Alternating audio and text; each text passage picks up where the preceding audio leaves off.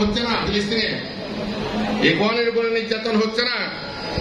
আমাদের বিভিন্ন দেশে মুসলমানদের উপরে নির্যাতন হচ্ছে। ইনশাআল্লাহ এই নির্যাতনের প্রতিটা রক্তের বদলা আল্লাহ তাআলা দান করবেন ইনশাআল্লাহ। আর এই দুনিয়ায় বাংলাদেশে আমাদের এই নির্যাতিত ভাইদের আহাজারি, তাদের রক্ত, তাদের শাহাদাত, তাদের কোরবানি ইত্যাদির মাধ্যমে এই জমি উর্বর করে দিয়েছেন আল্লাহ তাআলা। এখন আমাদের সামনে আল্লাহ তাআলা সুযোগ সৃষ্টি করে দিয়েছেন। আমাদের অনেক কাজ, অনেক দায়িত্ব। আপনারা কি বুঝতে পারছেন? আপনারা বাংলাদেশে এখন কত নম্বর দল? ছোট করে বলছেন কত নম্বর?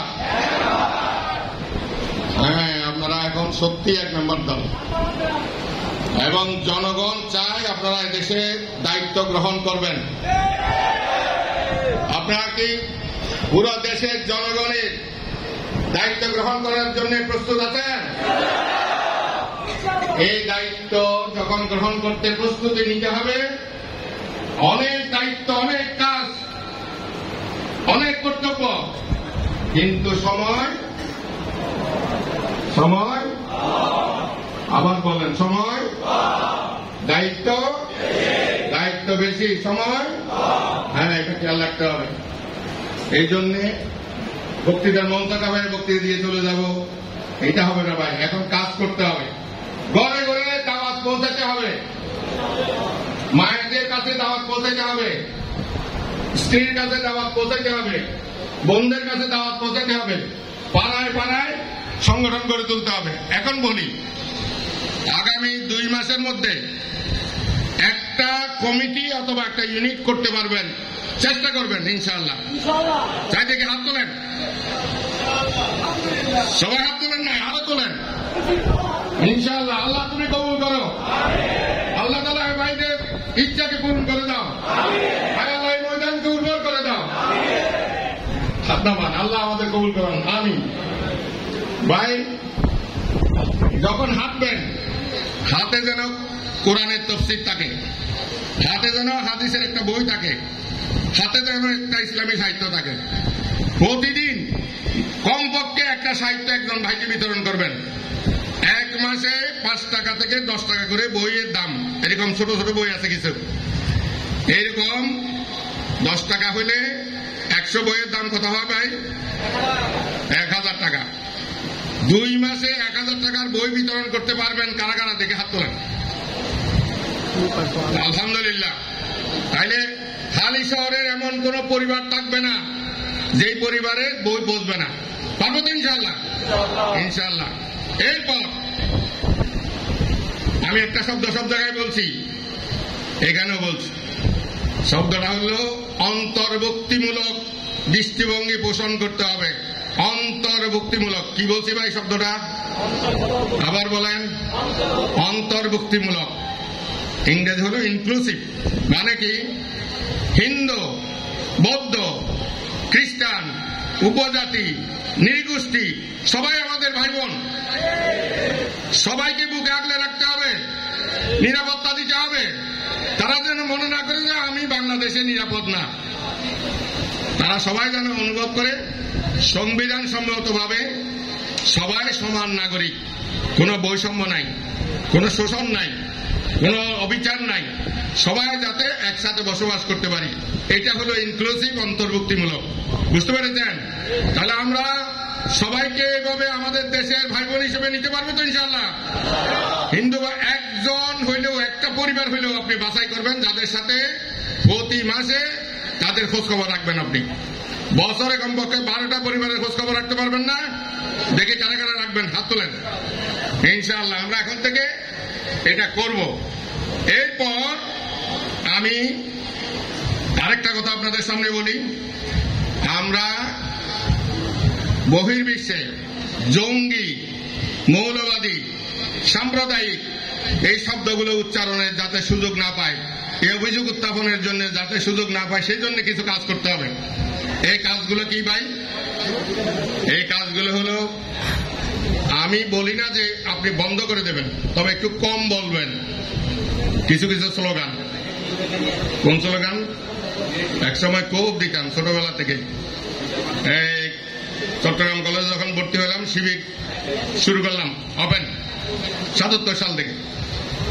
ও ভাগার বিপ্লব বিপ্লব ইসলামী বিপ্লব এই জাতীয় আরো আছে না, একটু কম দিবেন।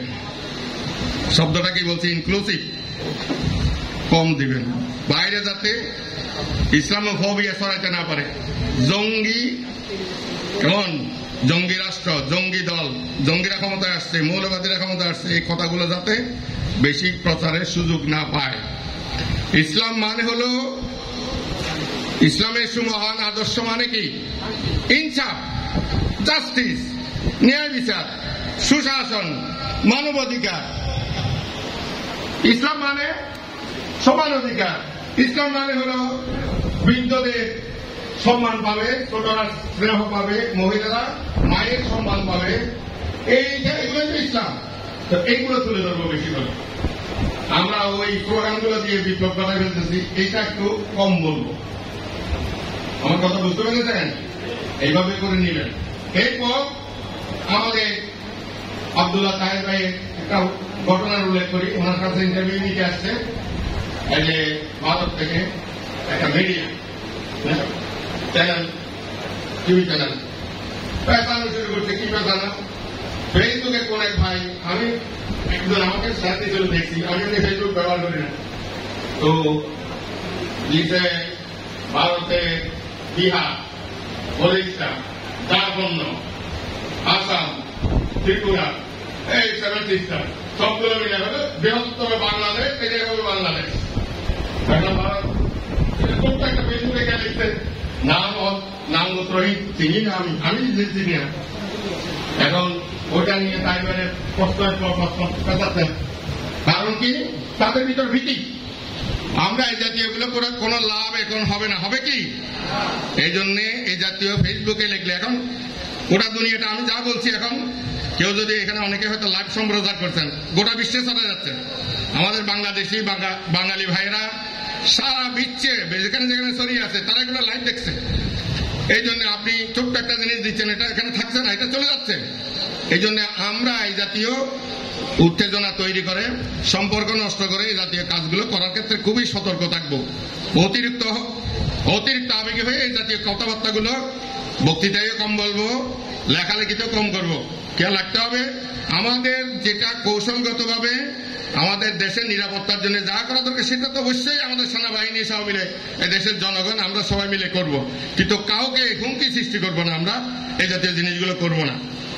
এরপরে ভাই যেটা বলতে চাই সেটা হচ্ছে, আল্লাহ তাআলা আমাদেরকে যে অবারিত সুযোগ দিয়েছেন, এই সুযোগের নিয়ামত, এই নিয়ামতের শুকরিয়া আদায়ের জন্য আপনাদের কাছে একটা দাবি নিয়ে আসছি ভাই। এই দাবিটা বলে আমি আমার বক্তব্য শেষ করব। আপনাদের হালিশহর থানায় 3টা ওয়ার্ড আছে। 11 নম্বর দক্ষিণ কাট্টলি, 25 নম্বর, 26 নম্বর রামপুর এবং উত্তর হালিশহর। এই 3 ওয়ার্ডে 3 জন কাউন্সিলর, আর মহিলা কাউন্সিলর একজন। এরপরে সিটি কর্পোরেশনের মেয়রের কথা বলতে হচ্ছে না, কারণ এটা পুরো মহানগরী ভিত্তিক। নির্বাচনী এলাকা হিসেবে 10 নম্বর আসন, এটা বলতে হচ্ছে না, এটা পুরো মহানগরী ভিত্তিক। আপনারা যখন এই 4টা কাউন্সিলর জন্য কাজ করে আগামী সিটি কর্পোরেশন নির্বাচনে তাদেরকে নির্বাচিত করে এখানকার জনগণের যে দায়িত্ব নেওয়ার কথা বলছিলাম না, আপনাদেরকে দায়িত্ব নিতে হবে। এখানকার জনগণের দায়িত্ব নেওয়ার জন্য সেবক হিসেবে, খাদেম হিসেবে, তাদের সার্বক্ষণিক খাদেম হিসেবে এই 4 জন, এক বোন আর 3 জন ভাইকে আপনাদের সিটি কর্পোরেশনে পাঠাইতে হবে। আপনারা দায়িত্ব নেবেন তো ইনশাআল্লাহ? সবাই বলেন নাই, আবার বলেন ইনশাআল্লাহ। হাত তোলেন সবাই।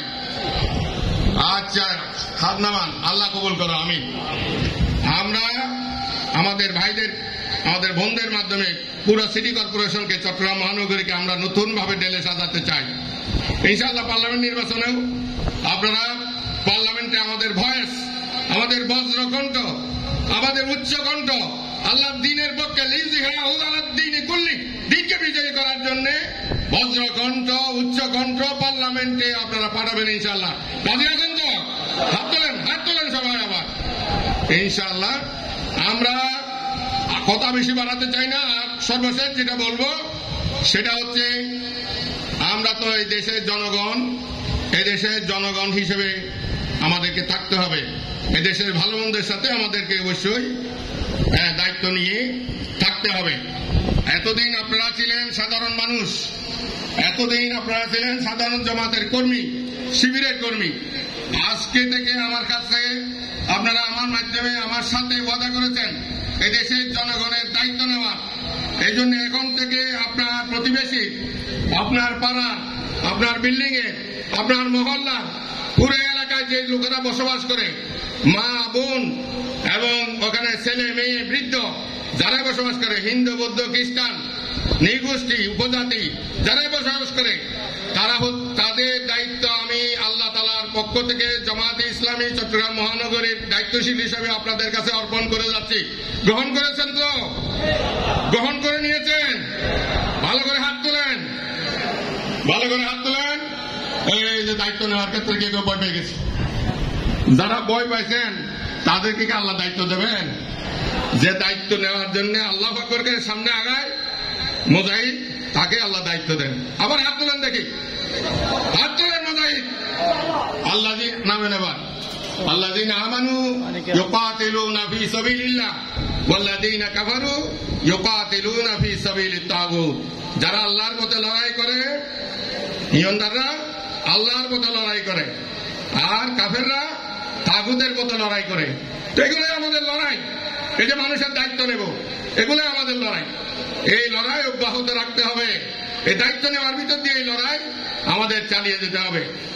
আর সর্বশেষ একটা ঘটনা বলে শেষ করি। আমি সব জায়গায় এটা বলি। আচ্ছা, আমাদের এই মধ্যপ্রাচ্যে জার্মানি দেশটা, আপনারা ইউরোপের জার্মানি খুব পরিচিত হন, হিটলারের জার্মানি। এই জার্মানি একজন অ্যাম্বাসেডর, যে বিভিন্ন দেশে ওখানে অ্যাম্বাসেডর হিসেবে দায়িত্ব পালন করছে। তো উনি ওনার বইটা লিখছেন। তো আমি মুসলমানদেরকে দেখে ঘৃণা করতাম। এরা আমি দেখতাম তাদের জীবনে মিথ্যা বলে, ওজনে কম দেয়,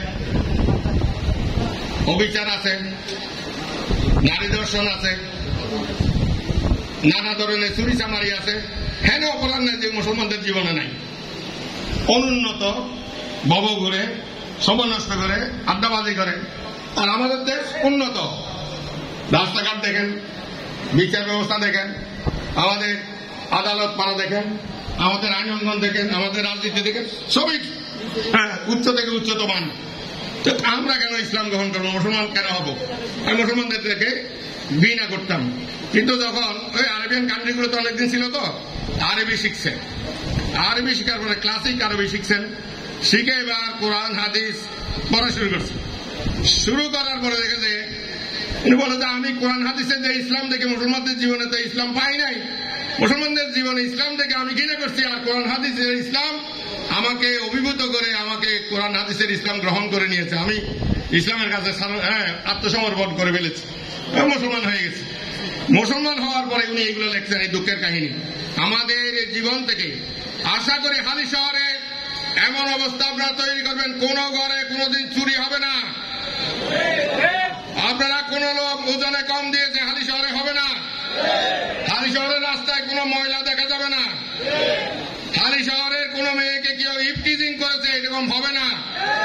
হালি শহরে অবিচার বলতে, অন্যায় বলতে, জুলুম বলতে এগুলো মূলোৎপাটিত হয়ে যাবে। এই দায়িত্ব আপনারা নেবেন ইনশাআল্লাহ। পারবেন তো? এখানে কোনো পুলিশ লাগবে না, এখানে কোনো আদালত লাগবে না। হালি শহর থেকে আদালত পাড়ায় কোনো মামলা যাবে না। এইরকম একটা সুবিচারপূর্ণ, ইনসাফপূর্ণ, ন্যায়ভিত্তিক, সুশাসনের একটা শান্তিময় এলাকা তৈরি করতে পারবেন তো ইনশাআল্লাহ? এটাই আপনাদের উপরে দায়িত্ব। আমি আল্লাহ তাআলার উপর ভরসা করে মহানগরী জামাতের পক্ষ থেকে আপনাদের উপর অর্পণ করলাম। আল্লাহ আপনাদের কবুল করুন, আমাকেও কবুল করুন, আমাদের মহানগরী জামাতকে কবুল করুন, হালি শহর থানার নেতৃবৃন্দকে কবুল করুন।